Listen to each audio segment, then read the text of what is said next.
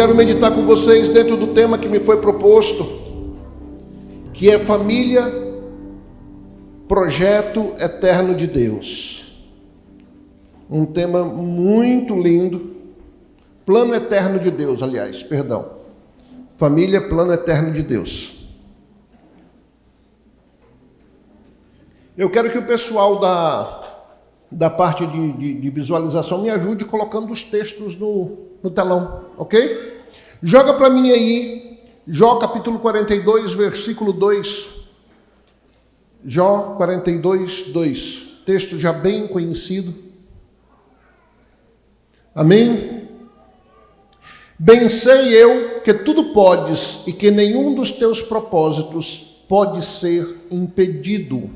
A outra versão diz não pode ser frustrado. Deixa para mim na versão ARA, tá? Eu trabalho sempre com a ARA, é a minha predileta.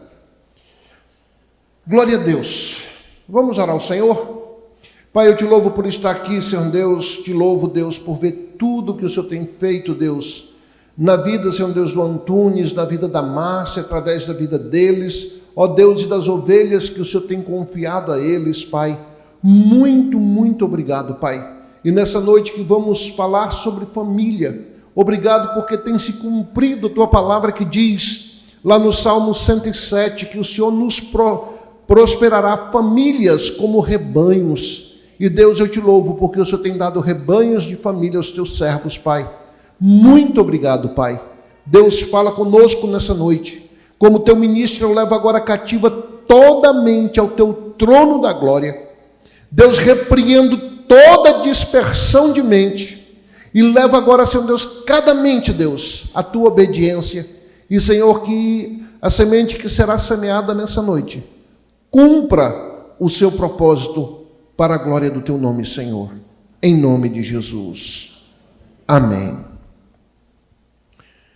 Queridos, uma das características do nosso Deus é que o nosso Deus, ele é indesistível.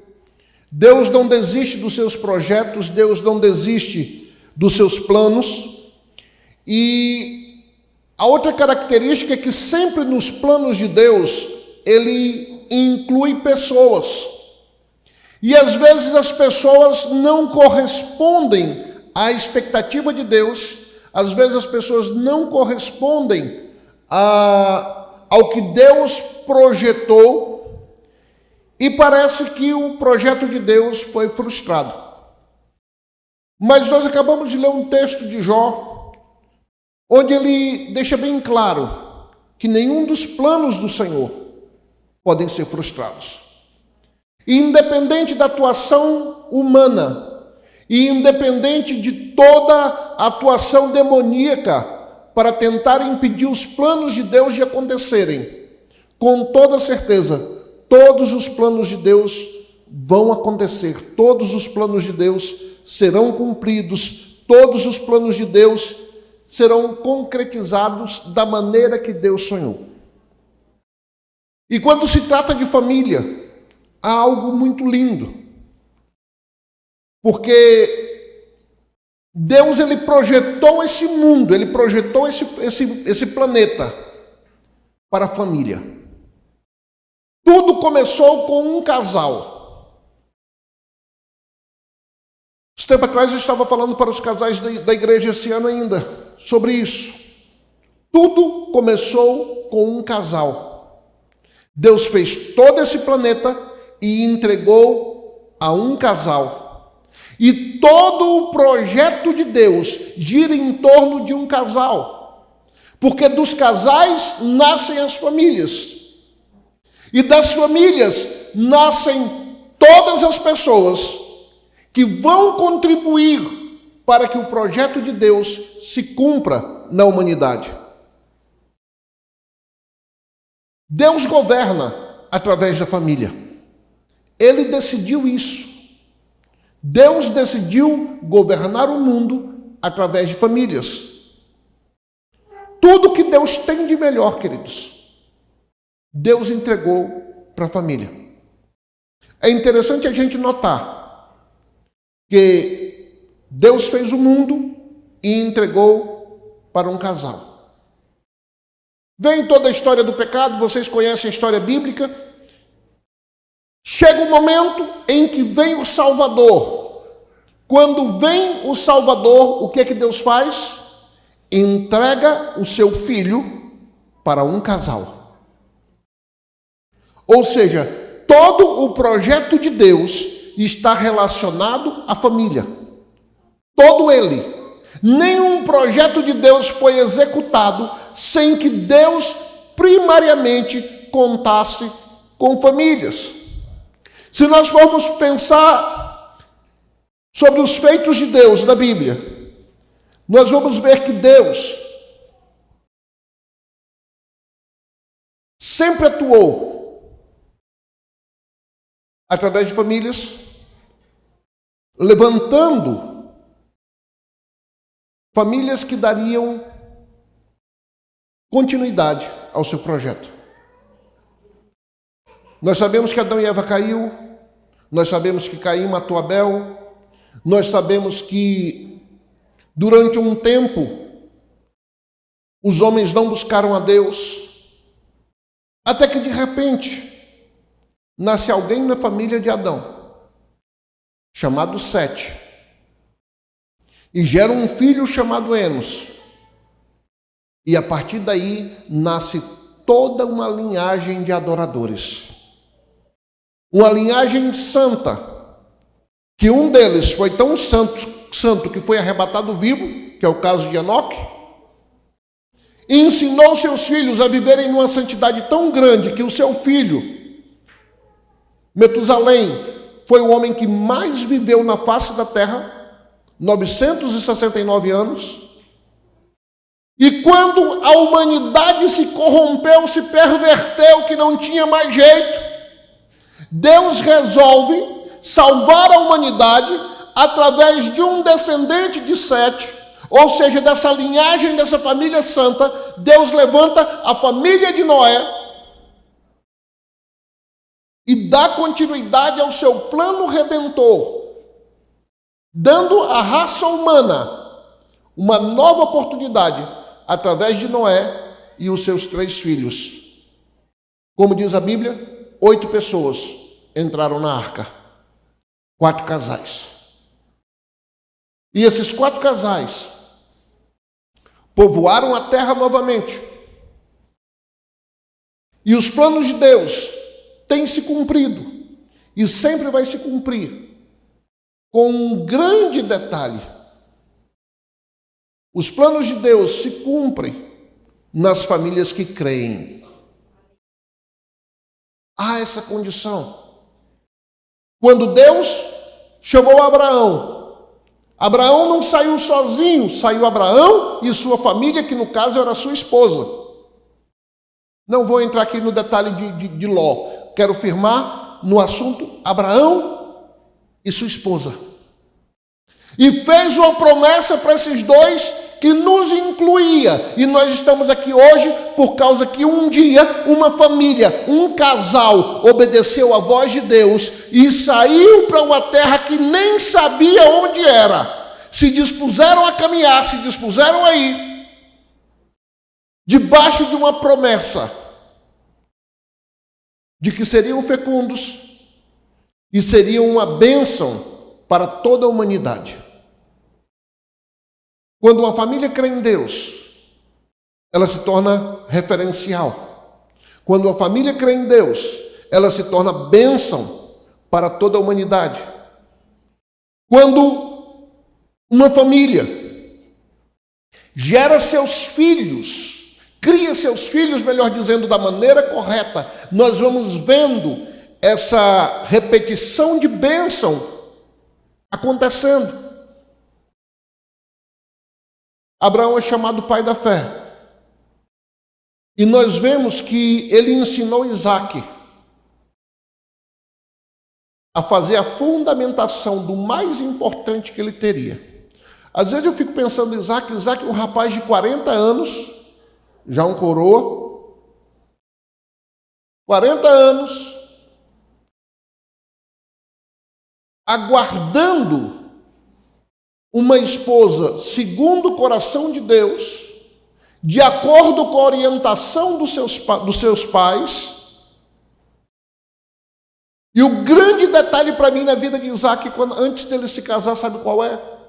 Ele espera Rebeca em oração. A Bíblia diz que Isaac estava no campo meditando, quando ele olhou e viu Rebeca vindo ao longe.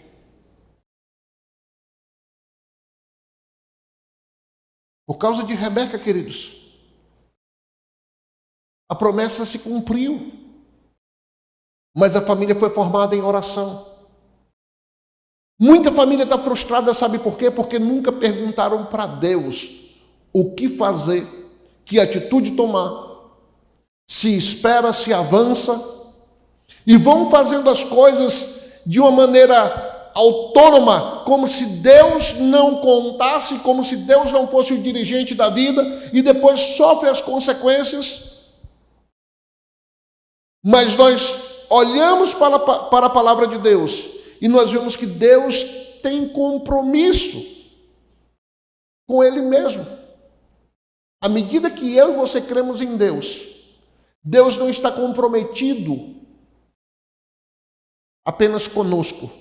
Ele está comprometido com Ele mesmo acerca da nossa família. Já pararam para pensar que coisa tremenda? Quando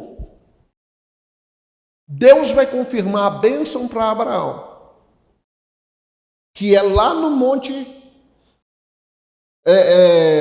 Horebe, ele foi sacrificar? Foi no Horebe? No Moriá. Lá no monte Moriá, quando ele vai sacrificar a Isaac, Deus diz: não faça tal, porque agora eu sei que tu me amas. E a Bíblia diz que Deus ali jurou por si mesmo que abençoaria a Abraão e cumpriria todas as promessas. Isso fala de duas coisas muito importantes. As promessas de Deus para as nossas famílias, elas têm um tempo de provação. Nem Abraão escapou dessa prova. E foi uma prova longa. Foram 25 anos esperando Isaac nascer. Depois que ele nasce, segundo alguns estudiosos, Isaac tinha cerca de 22 anos quando foi para ser sacrificado. 22 mais 25, 47, né? 47 anos para Deus dizer: agora eu sei que você me ama.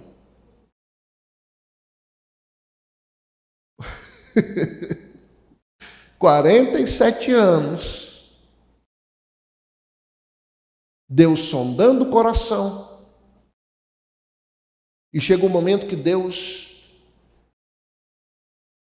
diz: eu sei que tu me amas. E a Bíblia diz, como eu já disse e volto a repetir, jurou por si mesmo. Queridos, quando Deus faz uma aliança conosco, Ele já sabe que nós somos falhos. Ele já sabe que nós somos imperfeitos. É por isso que o compromisso é com Ele mesmo. Porque se depender só da gente, nós estamos lascados. O apóstolo Paulo diz que se nós formos infiéis, Ele permanece fiel, porque não pode negar-se a si mesmo. O compromisso dele é com Ele mesmo. Isso não é chancela para a gente errar. Mas isso é uma declaração de um amor tremendo, de um cuidado tremendo, que zela por nós, que zela pelo nosso futuro, que se responsabiliza em fazer com que as famílias atinjam o objetivo dele. E o objetivo de Deus através das famílias é manifestar a glória dele. Nós poderíamos falar sobre a Bíblia inteira. Exemplos e mais exemplos de famílias que honraram ao Senhor e que viram Deus fazer o impossível através deles. A gente vai ver nosso pai Jacó, que saiu fugido, vocês conhecem a história, passaram pelo encontro, já sabe disso, não preciso fazer um Peniel aqui de novo. Mas vocês vão ver como Deus alcançou Jacó ali. E por que Deus alcançou Jacó? Por causa de Abraão. Nós vamos ver Deus ouvindo o coração de uma mulher desesperada, como foi Ana. E Ana, Deus deu um filho a ela e ela encaminhou esse filho para que os filhos devem ser de fato e de verdade para a glória de Deus. Ela se tornou a mãe do maior juiz de Israel, do homem que fez a transição entre o período dos juízes e o período dos reis, inaugurou o reinado ali. E por que aconteceu isso? Porque ela creu. E entenda uma coisa: a nossa fé não está dissociada da nossa ação. Tem família que não cresce, que não prospera, que não avança, porque tem uma declaração de fé na ponta da língua, mas não tem ação. Abraão se tornou o pai da fé, porque ele saiu, Deus disse vai, e ele foi. Não adiantava ele dizer eu creio em Deus e ficar parado lá em Ur dos Caldeus. Ele foi. Ana, quando recebeu a palavra do sacerdote Eli, vai-te em paz e o Senhor conceda o desejo do seu coração. Sabe o que Ana fez? A Bíblia diz que ela foi para casa e coabitou com o seu marido, teve relação com ele, não foi dormir de calça jeans. Quem dorme de calça jeans não gera filho, meu irmão. Tem que ter atitude.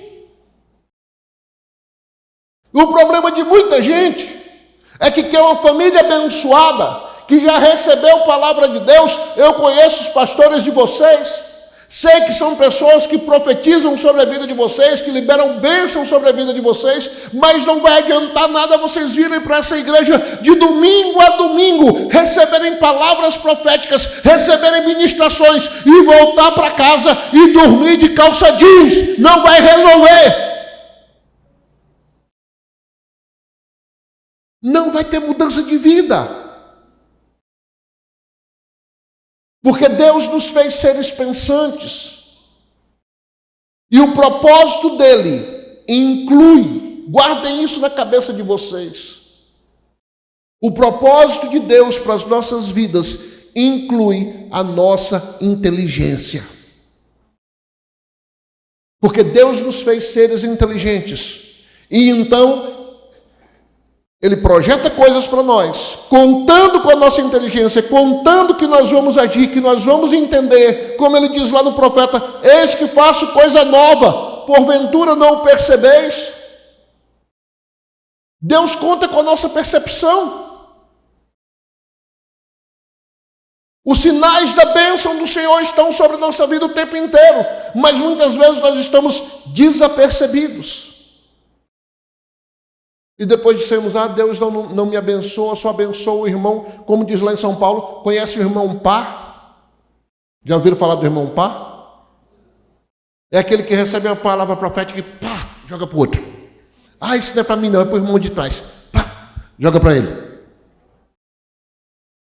Vive transferindo para o outro as bênçãos, porque não tem capacidade de ter uma fé ativa, de ter uma fé que opera junto.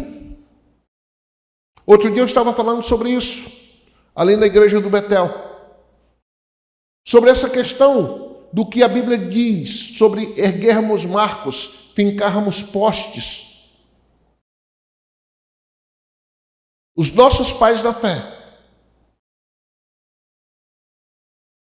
eles trabalharam operando entre o natural e o sobrenatural. Aonde Abraão chegava, ele fazia um altar. Era um marco registrado de Abraão. Aonde ele chegava, ele fazia um altar. Aonde Isaac chegava, ele cavava um poço. Não dava água no poço dos outros, mas no poço de Jacó, de Isaac, dava água. Vocês conhecem a história de Isaac? E era característica dele. Era uma família abençoada. mas era uma família que tinha a disposição de cavar no deserto. E muitas vezes nós queremos que nossas famílias sejam abençoadas, desfrutem do sobrenatural de Deus, que as nossas famílias se destaquem, mas nós não queremos cavar no deserto. Só cava no deserto, queridos, quem vive por fé e não por vista. Quem vive por vista não cava no deserto. E se nós queremos que as nossas famílias avancem e atinjam o projeto de Deus para elas, nós temos que aprender que uma das coisas que Deus espera de nós é que nós cavemos no deserto. É que nós tenhamos essa vida otimista, onde todo mundo só vê sequidão, onde todo mundo só vê o impossível. Chega um crente lá e dá uma de doido e muda a circunstância. Amém? A Bíblia diz que o justo suscita bênção para a cidade. Aonde você chegar, a bênção de Deus está chegando com você. Aonde a sua família se instalar, a bênção de Deus está se instalando. Mas só que você não pode chegar lá e se aculturar. Você não pode chegar lá e começar a viver como todo mundo vive. Você tem que fazer a diferença. Porque Deus tem um projeto com a tua família.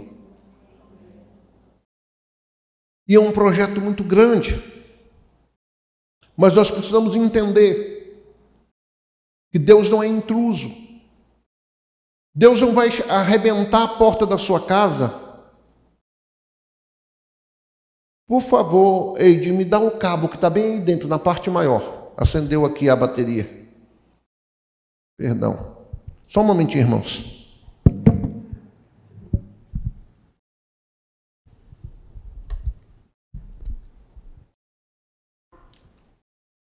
Obrigado, Eide. Deus não é um intruso, queridos.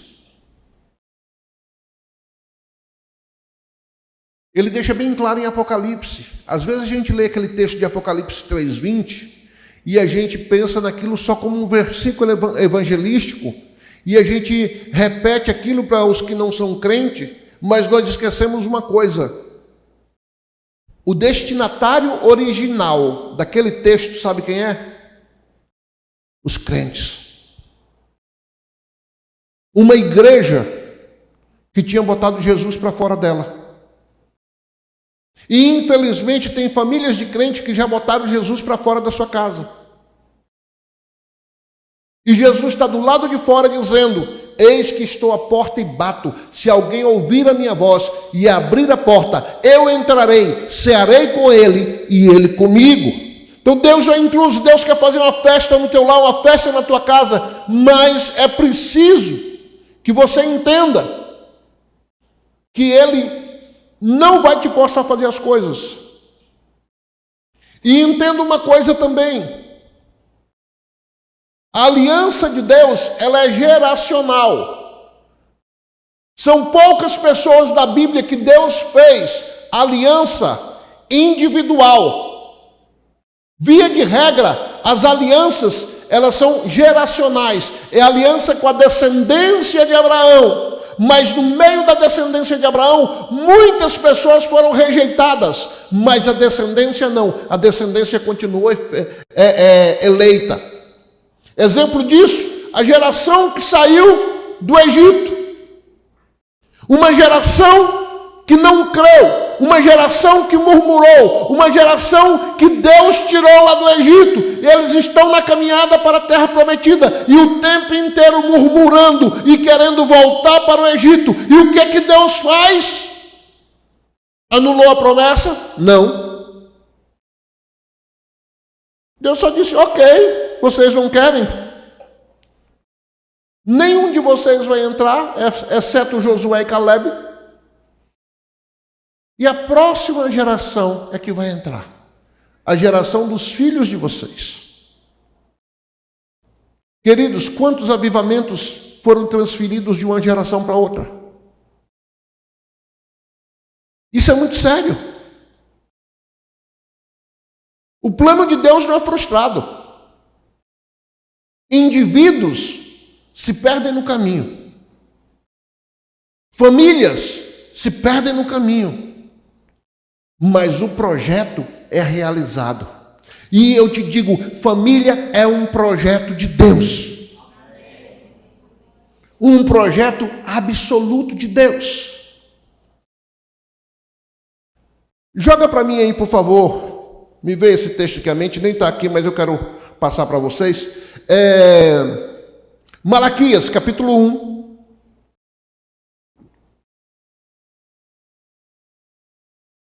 Malaquias 1. Eide, me dá meu celular, está nesse outro bolso aí, nesse de cima. Nesse menos, isso, enfia a mão aí, ele é fundo. Deixa eu achar o versículo que eu quero. Não estava aqui no script, mas eu quero mostrar isso para vocês, um negócio muito sério.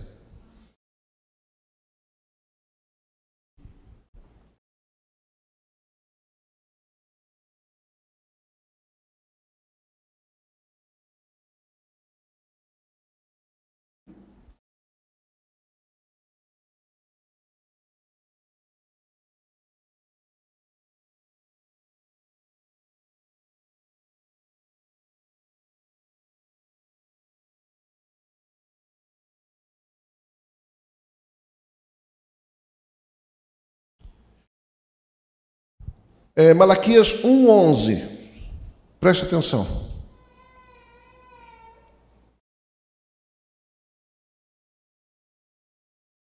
Malaquias 1:11.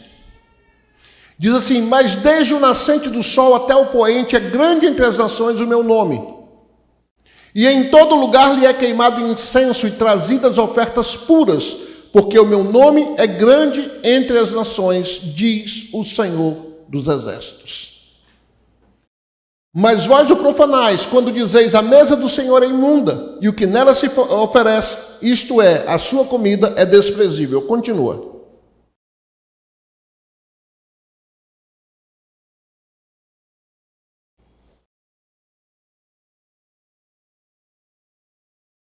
Sua comida é desprezível. Vai para o capítulo 2, versículo 2. Se o não propuserdes ouvir, e se o não ouvirdes e não propuserdes no vosso coração da honra ao meu nome, diz o Senhor dos Exércitos, continua. Enviarei sobre vós a maldição e amaldiçoarei as vossas bênçãos. Já as tenho amaldiçoado, porque vós não propondes isso no coração. Continua. Eis que vos reprovarei a descendência, atirarei excremento ao vosso rosto, excremento dos vossos sacrifícios, e para junto destes sereis levados. Só até aí. Preste atenção no que esse texto está dizendo. Os sacerdotes estavam menosprezando a mesa do Senhor.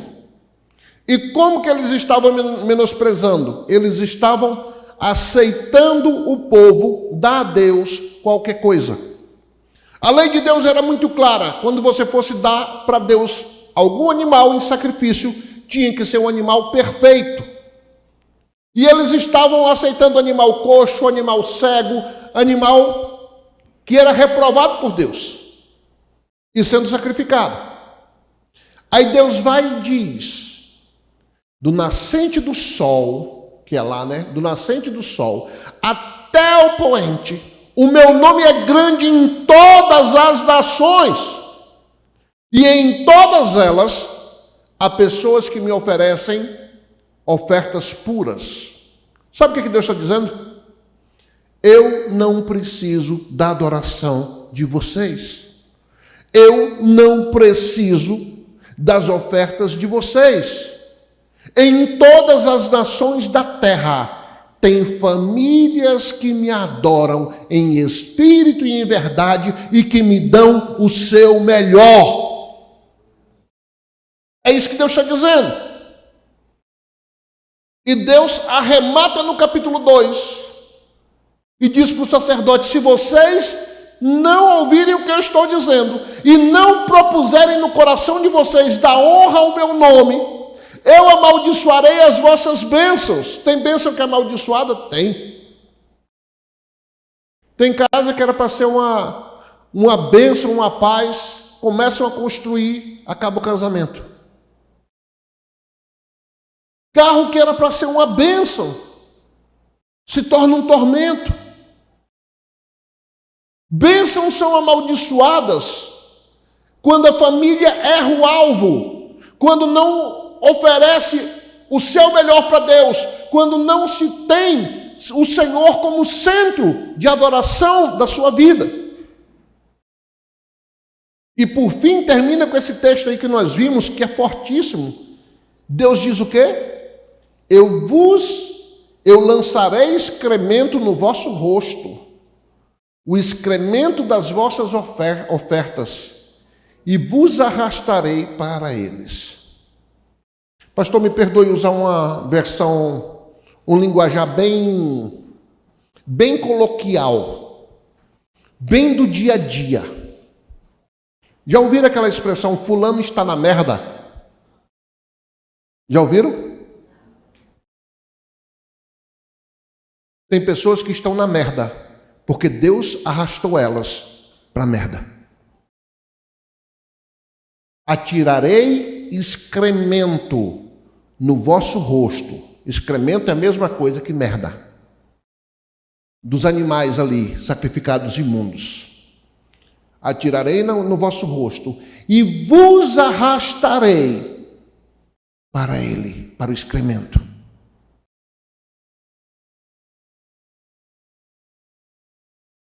Deus rejeitou as famílias por causa disso? Não.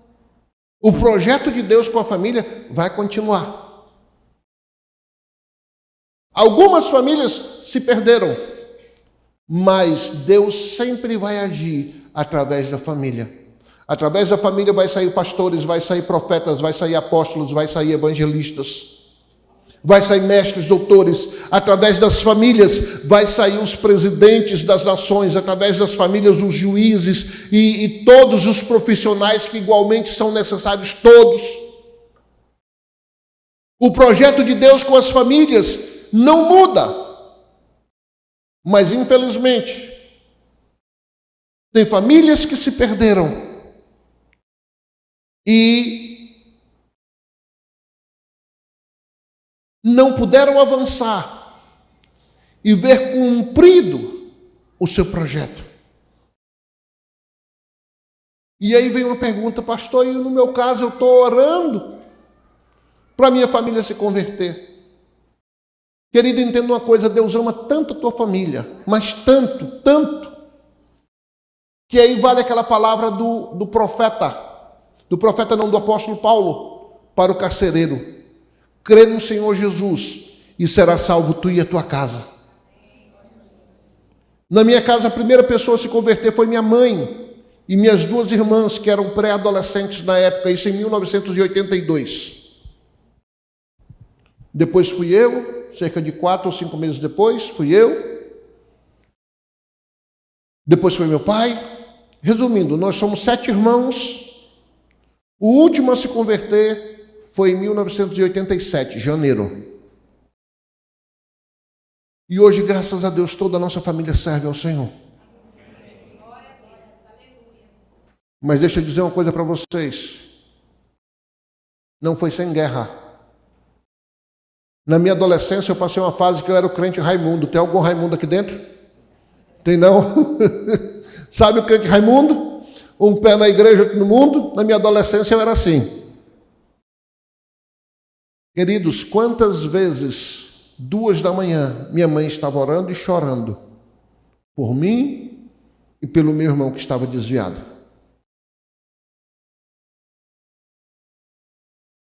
Nós somos participantes da obra de Deus em nossa vida. O apóstolo Paulo já disse, porque somos cooperadores de Deus. Quantas vezes eu vi minha mãe orando e chorando nas madrugadas. E a questão é, temos consciência que estamos numa guerra e precisamos lutar com armas espirituais. Entender que mais do que ninguém Deus está interessado no bem-estar da nossa família, na cura da nossa família, que a nossa família seja exitosa em todas as áreas. E que o diabo está como um leão, rugindo a quem possa devorar. E não é fácil. São muitas guerras. Criar filho nos dias de hoje é difícil. Quem tem filho adolescente como eu tenho, sabe como é que é a guerra. Não é brinquedo.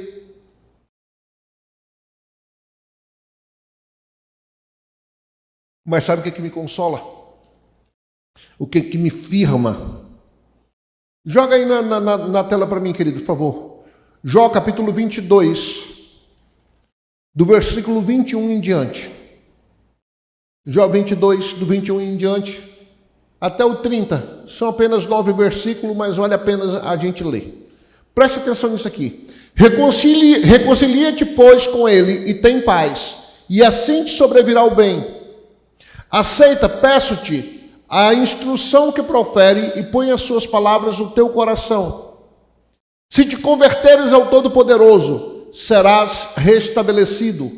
Se afastares a injustiça da tua tenda e deitares ao pó o teu ouro e o ouro de Ofir entre as pedras dos ribeiros, então o Todo-Poderoso será o teu ouro e a tua prata escolhida.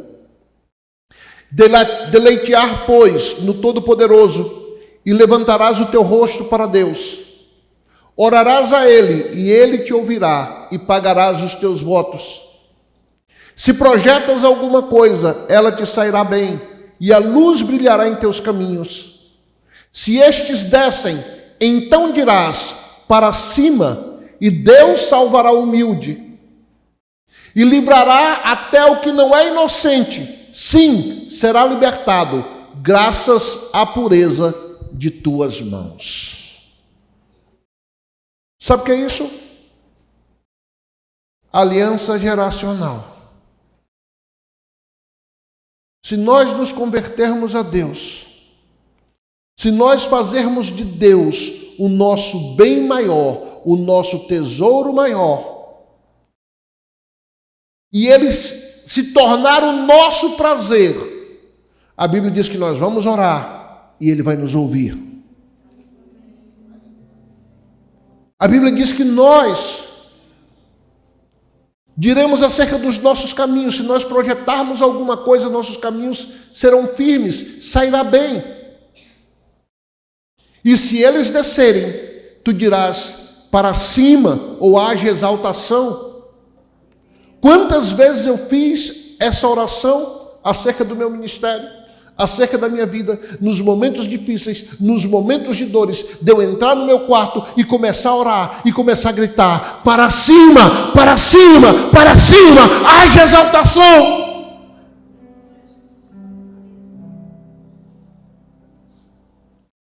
Estamos construindo um prédio, um templo, já tem mais de 20 anos. Demorou 20 anos para passarmos para dentro dele.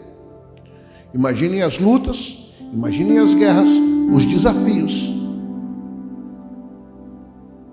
E o que não faltava era gente para chegar para mim e dizer, vende isso aqui, compra um terreno num lugar mais barato e constrói. O que não faltou foi gente chegar para mim, para que um templo desse tamanho? E eu quis, de fato. E chegou gente até para comprar, e gente que tinha dinheiro. Chegou para mim, pastor, o senhor não quer vender não? Mas a ordem de Deus era para permanecer, para perseverar. E a coisa está saindo, graças a Deus. Mas foi muita luta, queridos.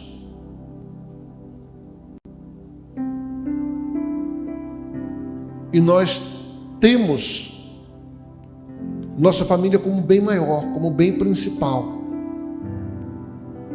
E aí a gente tem que orar, tem que acreditar, tem que crer que Deus tem aliança conosco e que pela pureza das nossas mãos, Deus salvará até o que não é inocente.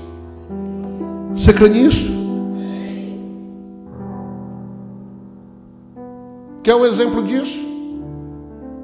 Salomão foi para o céu ou foi para o inferno? Você crê o quê? Que ele foi para o céu ou foi para o inferno? Foi para o céu, né? Salomão era inocente? Querido, Salomão era um carga torta. Ele começou muito bem, mas depois se perdeu, se esbagaçou. Terminou a vida frustrado, oprimido. Que o caso de Salomão não era depressão, não, era opressão. E ele mesmo reconhece isso, a ponto dele dizer em Eclesiastes 7,7: verdadeiramente a opressão faz endoidecer até o sábio. Frustrado, corria atrás do vento, mas caiu em si e disse: teme ao Senhor e guarda os seus mandamentos, porque este é o dever de todo homem. Reconheceu no fim da vida que tinha pisado na bola. Foi salvo, sabe por quê? Porque Deus disse para Davi: ainda que teu filho peque contra mim, eu não vou retirar dele a minha graça como eu fiz com Saul.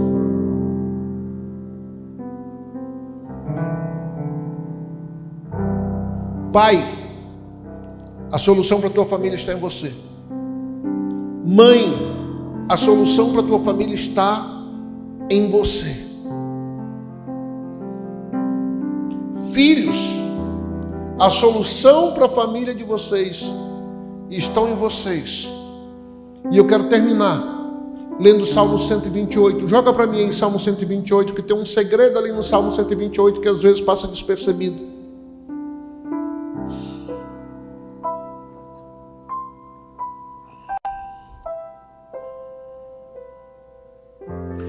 Bem-aventurado aquele que teme ao Senhor e anda nos seus caminhos.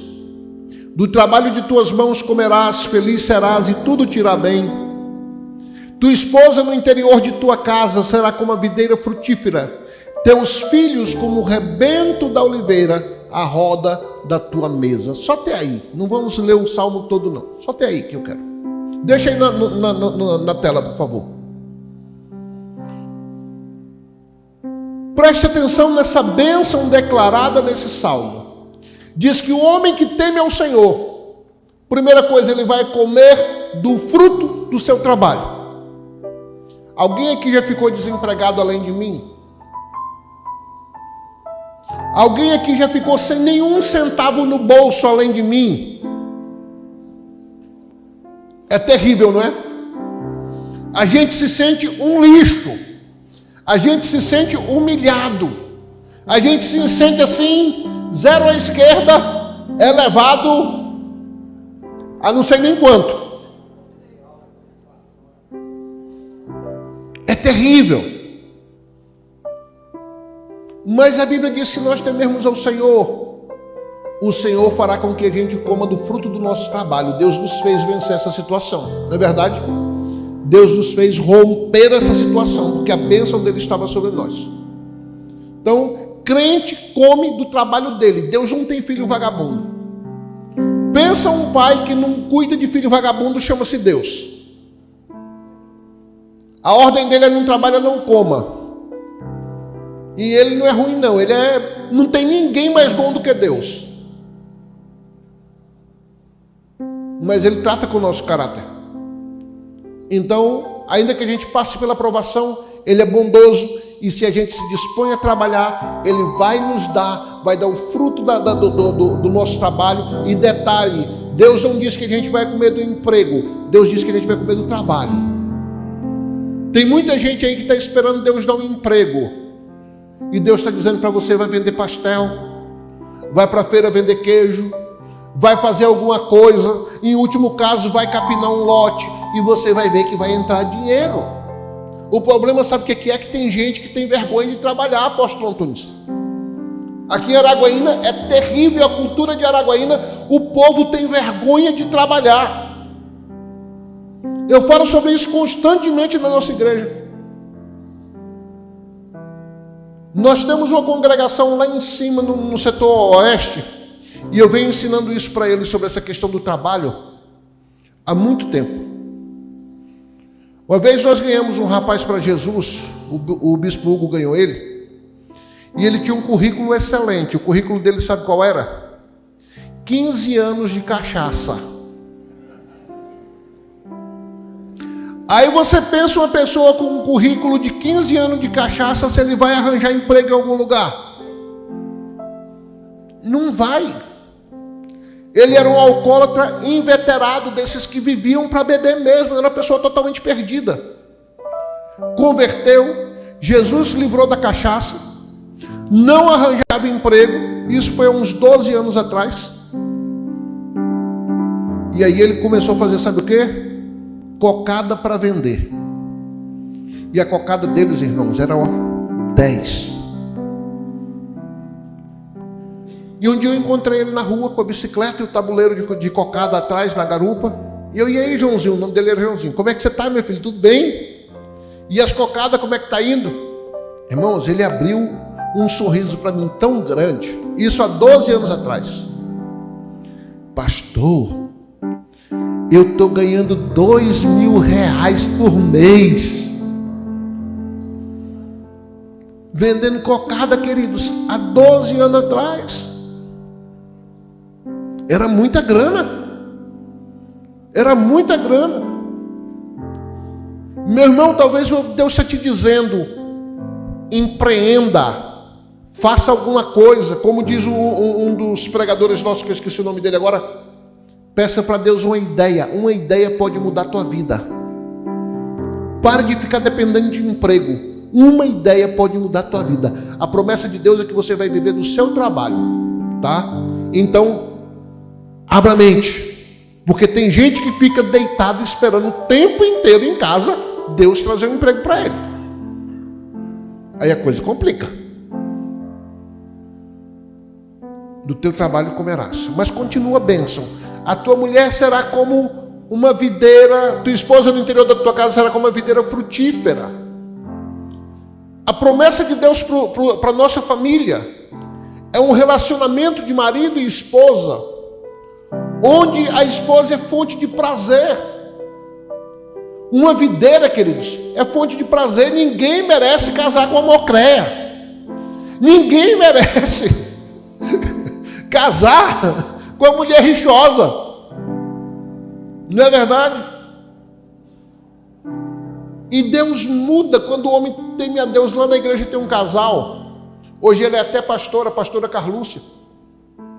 Ela conta que antes de ser crente era tão enjoada, tão ciumenta, tinha ciúme do marido de tudo quanto é jeito. O marido vivia sufocado, o casamento era uma coisa assim difícil, porque ela era ciumenta. Jesus converteu a mulher. Hoje a nossa irmã lá da igreja mais cheia de flu-flu, ela faz mesa toda enfeitada para o marido, aquele negócio todo, virou uma fonte de prazer para o marido. Não é mais a mulher encrenqueira, ciumenta. E a promessa de Deus para nós é isso. Então, irmãs, Deus vai dar para vocês.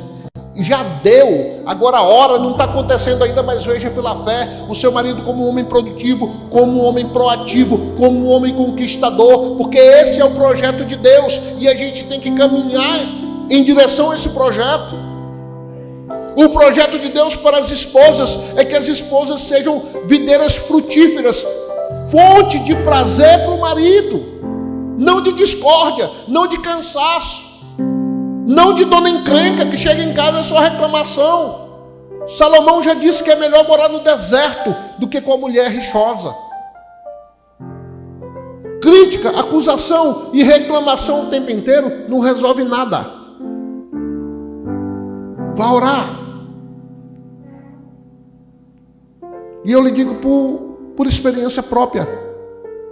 Oração muda circunstâncias em todas as áreas da nossa vida. E a última coisa que eu quero falar: teus filhos como o rebento da oliveira ao redor da mesa. Quando Deus me trouxe a profundidade disso aí, que eu entendi, a gente olha assim, rebento da oliveira, parece que não tem muito significado para a gente, não é verdade? O filho é um rebento da oliveira. Ou seja, é uma azeitona. Mas tem algo muito profundo aí. Da azeitona se faz o azeite da unção.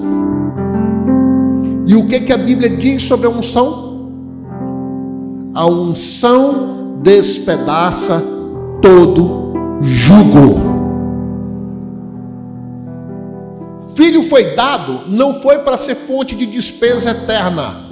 Se você tem um adolescente de 30 anos dentro de casa, dá um chute na traseira dele. É sério, está na moda agora adolescente de 30 anos, adolescente de 40, está na moda agora. Escute. Filho foi dado por Deus para ser fonte de bênção. O Salmo 127 diz que feliz era o homem que enche a sua aljava. Os filhos são como flecha, e feliz o homem que enche dele a sua aljava.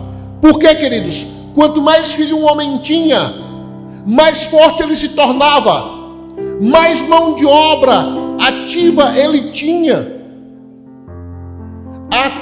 A miséria, a pobreza era rompida.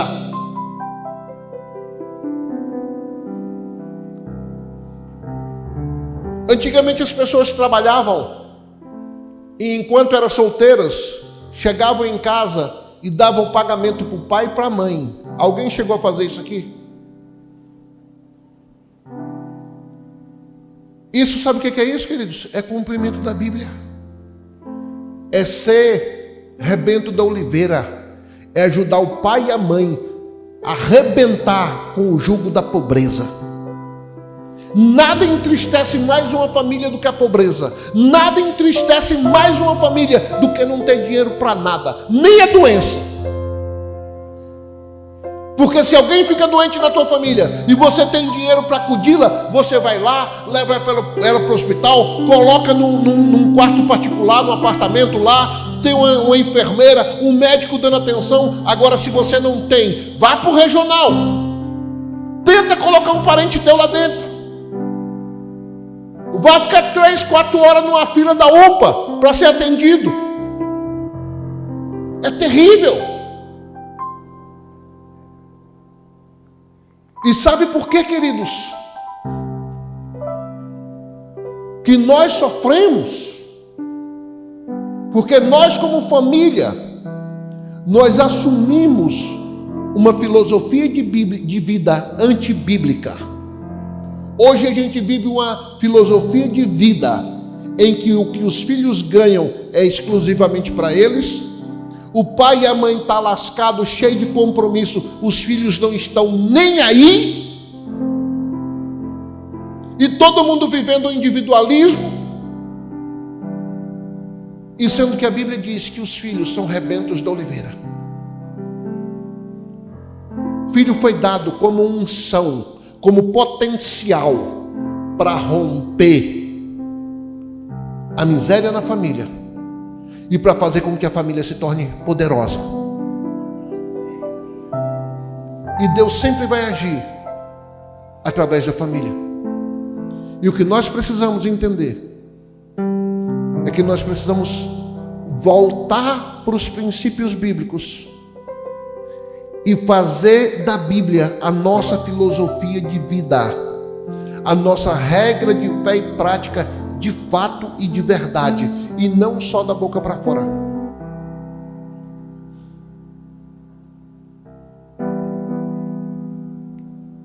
Hoje em dia, se a gente como pai falar para um filho pagar uma conta de casa, já se espinha todo. Mas quer um conselho? Reúna seus filhos que já estão trabalhando.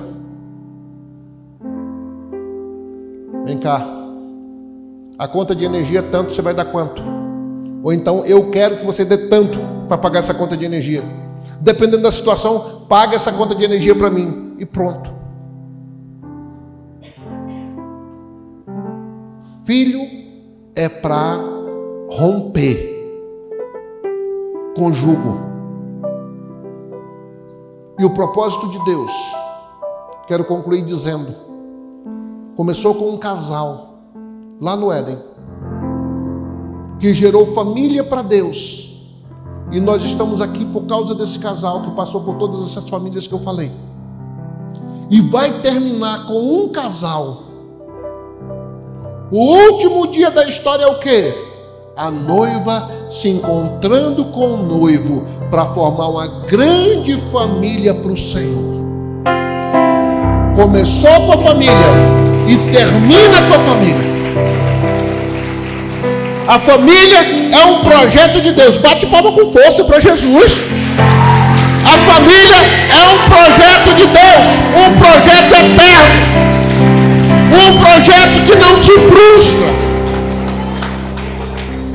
Não adianta, queridos, o diabo nos atacar, querendo dizer que é juntamento de macho com macho a família. Não é, é ajuntamento.